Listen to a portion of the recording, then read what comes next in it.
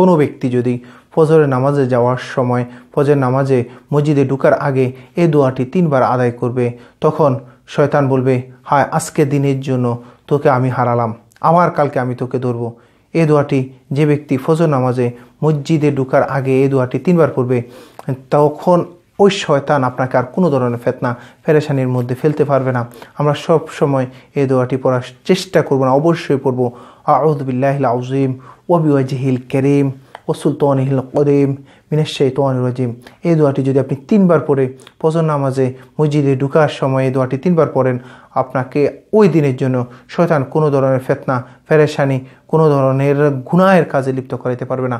আমরা সব সময় যদি সম্ভব হয় প্রতিনিয়ত উঠতে বসতে 5 ওয়াক্ত নামাজের সময় 3 বার করে পড়ে বলবো। তবে মাস্ট অবশ্যই আমরা ফজরের নামাজের সময় ফজরের জামাতে যাওয়ার সময় মসজিদে ঢুকার আগে এই দোয়াটি আমরা 3 বার পড়ে ফেলবো। আউযু বিল্লাহিল আযীম ওয়া বিওয়াজহিল কারীম ওয়া সুলতানিহিল কদীম মিনাশ শাইতানির রাজীম।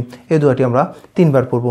ইনশাআল্লাহ শয়তান আমাদেরকে কোনো ধরনের পেরেশানির মধ্যে ফেলতে পারবে না, ফিতনার মধ্যে ফেলতে পারবে না। সো এই দোয়াটি পড়ার সাথে সাথে শয়তান বলবে, আজকে দিনের জন্য আমি তোকে হারিয়ে ফেললাম, কালকে আমি আবার তোকে ধরবো। আর আপনি যদি আবার কালকে পড়ে ফেলেন, আবার সে বলবে কালকে আবার ধরবো। এভাবে করতে করতে আপনার পুরোটা জীবন শয়তানের ফিতনা থেকে, শয়তানের পেরেশানি থেকে, শয়তান আপনাকে গুনাহ করার যে স্পৃহা ওইটা থেকে আপনি আস্তে আস্তে বেঁচে যাবেন। এই জন্য আমরা আসুন এই দোয়াটি পড়বো। আউযু বিল্লাহিল আযীম ওয়া বিওয়াজহিল কারীম ওয়া সুলতানিহিল কদীম মিনাশ শাইতানির রাজীম।